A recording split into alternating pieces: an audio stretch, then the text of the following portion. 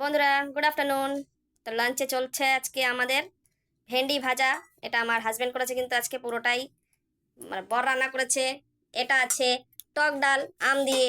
এখন গরমের সময় টক ডালই চলছে। টক ডাল খেতে তো ভালোই লাগে, কিন্তু বললো তো টক ডাল, আমি তো টক খুঁজে পাচ্ছি না এর মধ্যে। পেঁয়াজ রসুন দিয়ে ডাল রান্না। আর আমার কালকে একটু টক ডাল ছিল, সেটাই খাবো। এটা হচ্ছে আমার ভাত। আজকে এটা টক ডাল না, আজকে এটা নরমাল ডাল। দেখলে, নিজে রান্না করেছে নিজেই ভুলে গেছে, আমাকে বলছে টক ডাল।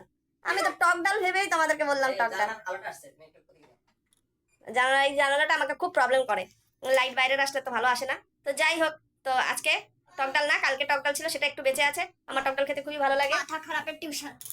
এখন আবার মেয়ের টিউশন আছে। তো যাই হোক, মেয়েকে তাড়াতাড়ি খাইয়ে দিয়ে আমরাও খাবো। আর আজকে হচ্ছে পেঁয়াজ দিয়ে রসুন দিয়ে নর্মাল, মনে হচ্ছে মুসুরির ডাল। তো চলো, আজকের লাঞ্চ তোমাদের দেখিয়ে দিলাম। আবার দেখা হবে অন্য একটা লাঞ্চ মেনুর সঙ্গে। টাটা।